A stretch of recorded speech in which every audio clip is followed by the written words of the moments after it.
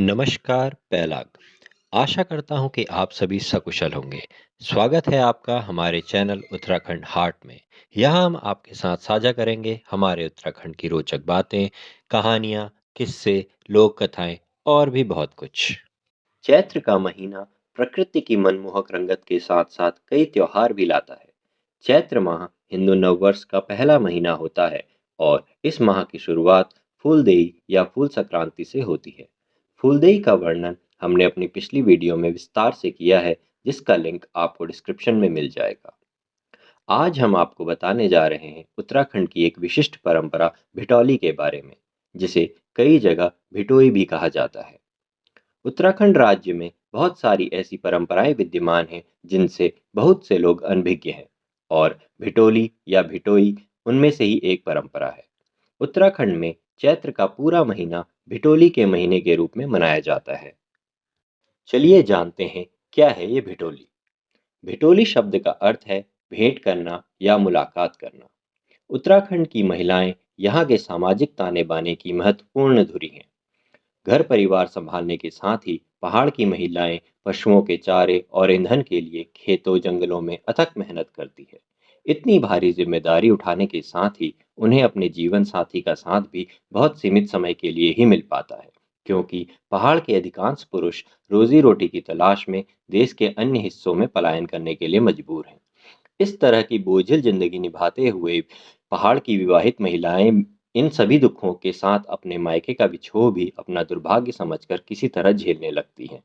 लेकिन जब पहाड़ों में पतझड़ का मौसम समाप्त होने के बाद पेड़ों में नए पत्ते पल्लवित होने लगते हैं, चारों ओर बुरांस व अन्य प्रकार के जंगली फूल खिलने लगते हैं और खेतों में काम का बोझ भी अपेक्षाकृत कम रहता है, तब इन महिलाओं को अपने मायके के बारे में सोचने का अवकाश मिलता है। उत्तराखंड की विषम भौगोलिक परिस्थितियों, पुराने समय में संसाधनों की कमी, व्यस्त जीवन शैली के कारण विवाहित महिलाओं को सालों तक अपने मायके जाने का मौका नहीं मिल पाता था। ऐसे में चैत्र में मनाई जाने वाली भिटौली के जरिए भाई अपनी विवाहित बहन के ससुराल जाकर उससे भेंट करता था, उसे नए वस्त्र, उपहार और मायके में मां के हाथों से बने पकवान देता था। सदियों से चली आ रही भिटौली परंपरा का आज भी महिलाओं को बेसब्री से इंतजार रहता है। पहाड़ की महिलाओं को समर्पित यह परंपरा महिला के मायके से जुड़ी भावनाओं और संवेदनाओं को बयां करती है। भाई बहन के इस अटूट प्रेम और मिलन को ही भिटौली कहा जाता है। सदियों पुरानी यह परंपरा आज भी निभाई जाती है। इसे चैत्र के पहले दिन फूलदेई से पूरे माह भर तक मनाया जाता है। यह त्योहार विवाहित महिलाओं को उनके मायके से आने वाली भेंट का मौसम है, या यह कहें कि यह ससुराल में गई कन्या और मायके की याद का भावनात्मक त्योहार है। भाई को भी अपनी बहन का इंतजार रहता है और वो कहता है, "ए गो भिटौली को महणा, आस लागी रे हुनेली मेरी बहना।" अर्थात भिटौली का महीना आ गया है और मेरी बहन मेरे आने की राह देख रही होगी। उत्तराखंड में चैत्र के महीने को काला महीना भी कहा जाता है और इस माह में कोई भी शुभ कार्य नहीं किए जाते। इसलिए पहली भिटौली चैत मास में नहीं दी जाती। पहली भिटौली कन्या को बैसाख महीने में दी जाती है। उसके बाद से फिर हर साल चैत मास में ही दी जाती है। कोई त्योहार हो और उसके पीछे कोई लोक कथा ना हो, ऐसा तो हो ही नहीं सकता ना। तो आइए सुनते हैं भिटोली के पीछे की कुछ लोक कथाएं। शुरुआत करते हैं नरिया और देवुली की कहानी से। एक जनश्रुति के अनुसार किसी गांव में नरिया और देवुली नाम के भाई बहन रहते थे। देवुली के लिए अपना भाई बहुत दुलारा था और नरिया भी अपनी दीदी से बहुत प्यार करता था। वे दोनों एक साथ ही रहते, खेलते और खाते पीते थे। जैसे जैसे दिन बीतते गए, देवुली और नरिया बड़े होने लगे। एक दिन ऐसा भी आया कि देवुली की शादी घर वालों ने तय कर दी। कहानी के अनुसार देवुली का ब्याह उसके गांव से बहुत दूर किया गया। अब नरिया अपनी दीदी के वियोग में दुखी रहने लगा। ससुराल और मायके में काफी दूरी होने के कारण देवुली का मायका आना कम हो गया। नरिया देखता कि गांव में अन्य विवाहिता त्योहारों में अपने घर आती हैं। इस बात पर नरिया अपनी दीदी को और ज्यादा याद करने लगा और दुखी रहने लगा। नरिया को देखकर उसकी ईजा को फिक्र होने लगी। ईजा ने नरिया से कहा, "बहुत दिन हो गए, जा तू अपनी दीदी से मिला। कल तू अपनी दीदी से मिल आना और खाली हाथ मत जाना। मैं कुछ चीजें दूंगी तू देवुली को दे आना। उसे भी मायके की याद आती होगी। ईजा ने प्रसाद, पूरी, रायता, पुए, सिंगल, फल, साड़ी, बिंदी आदि एक बड़ी टोकरी में रखकर नरिया को दे दी और कहा कि जा, ये भेंट स्वरूप ले जा और अपनी दीदी को दे देना। नरिया खुशी खुशी देवुले के ससुराल को चल दिया। उसे वहां पहुंचने में 2-4 दिन लग गए। जब नरिया देवुली के घर पहुंचा तो देखा दीदी सोई हुई है। नरिया ने कुछ घंटों इंतजार किया, लेकिन देवुली नहीं उठी। काम करके थक गई होगी, इस विचार से नरिया ने भी उसे उठाना उचित नहीं समझा। दूसरे दिन शनिवार होने के कारण नरिया ने आज ही वापसी करने का सोचा, क्योंकि पहाड़ों में शनिवार को थोड़ा कामकाज या कहीं सफर में जाने के लिए उचित नहीं माना जाता। और नरिया वहीं भेंट रख के चल दिया। बाद में जब देवुली की आंख खुली तो उसने सामान देखा, तो वो नरिया को ढूंढने लगी। वो बहुत दूर तक गई, लेकिन तब तक नरिया जा चुका था।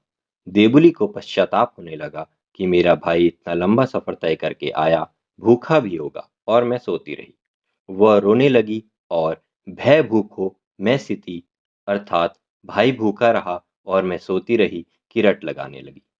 पश्चाताप में देवुली का मन इस प्रकार आघात हुआ कि भय भूखो मैं सिती का रट लगाते लगाते देवुली के प्राण निकल गए।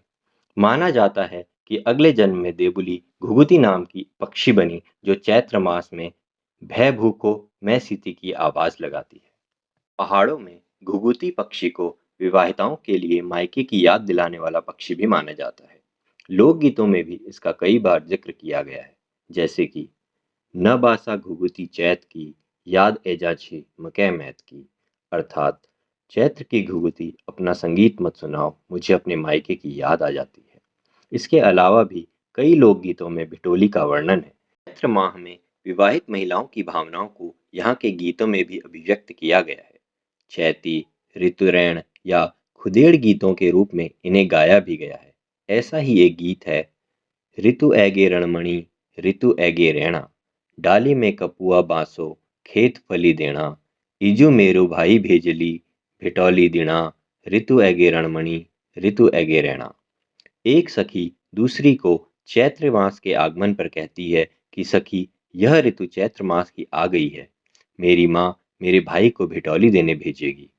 इसी ऋतु में एक पक्षी कफुआ, जो कि चैत्र मास शुरू होते ही अपना विरह गीत जंगलों में गाने लगता है, तब ससुराल की लड़की को अपने मायके की याद और अधिक आने लगती है।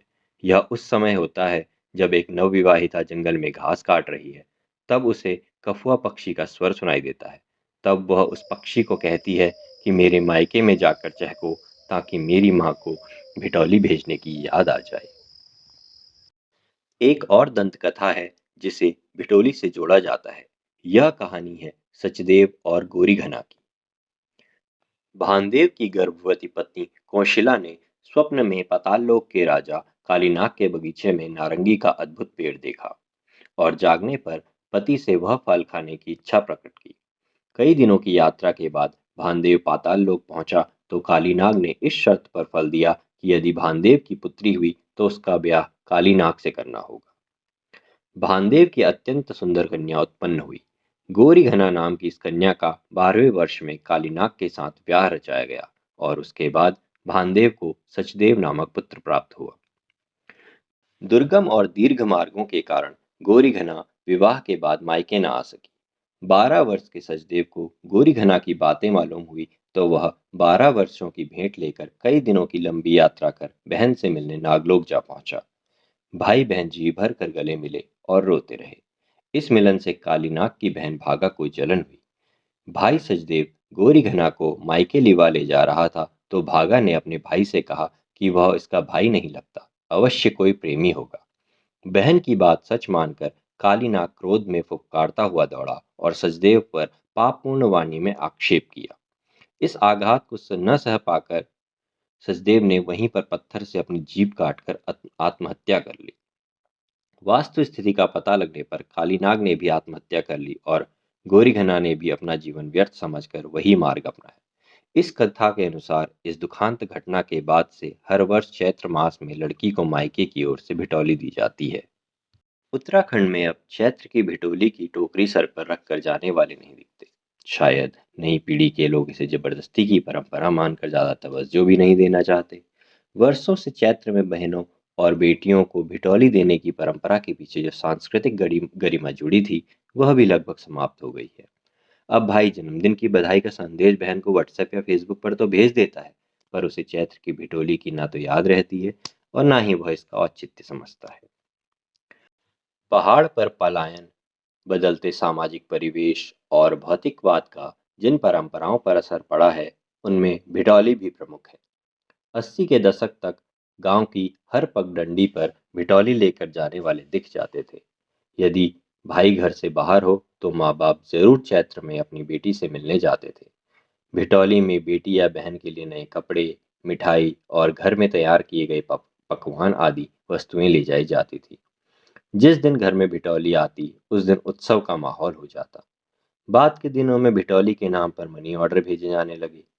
कुछ समय बाद मनी ऑर्डर भेजने का प्रचलन भी कम हो गया और बैंकिंग के जरिए सीधे बेटियों के खाते में पैसे डाले जाने लगे। आजकल पैसे भेजने के कई सारे तरीके हैं जो बहुत आसान हैं। समय के साथ इस परंपरा में भी बदलाव आ गए हैं। वर्तमान समय में अधिकतर लोग फोन पर बात करके, कुरियर द्वारा मनी ऑर्डर अथवा उपहार भेजकर इस परंपरा की औपचारिकताएं पूरी कर लेते हैं। पहले की तरह ढेर सारे व्यंजन बनाकर ले जाते हुए लोग बहुत कम दिखाई देते हैं। वर्तमान समय में हम अपने लोक पर्वों तथा पारंपरिक रीति रिवाजों को भूलते जा रहे हैं। हमें अपने लोक पर्वों, लोक उत्सव, त्योहारों तथा रीति रिवाजों को मनाने में गर्व होना चाहिए। हम सबको विलुप्त होती जा रही इस अटूट प्रेम और मिलन के लोक पर्व भिटोली की प्रासंगिकता को बनाए रखने का प्रयास करना होगा, जिससे कि आने वाली पीढ़ियां इस तरह की विशिष्ट तथा अनूठी परंपराओं से परिचित हो सके और इसके महत्व के बारे में भी जान सके। यदि आप देवभूमि उत्तराखंड या उससे बाहर कहीं भी रहते हैं, तो आप भी बिना देरी किए इस चैत्र के पावन महीने में अपनी विवाहित बेटी या बहन को भिटोली देने जरूर जाएं। आगे भी हम आपके लिए लेके आते रहेंगे ऐसे ही उत्तराखंड के अनूठे त्योहार, रोचक किस्से, कहानियाँ, लोक कथाएं और भी बहुत कुछ। तब तक के लिए इजाज़त दीजिए। यह वीडियो को आपने प्यार दिया, भल लागो तो आपने दगड़ियों दगे इके शेयर करिया और हमारे चैनल के सब्सक्राइब जरूर करिया। तो एल इजाज़त ले लो, फिर मिलुल, पै लाग।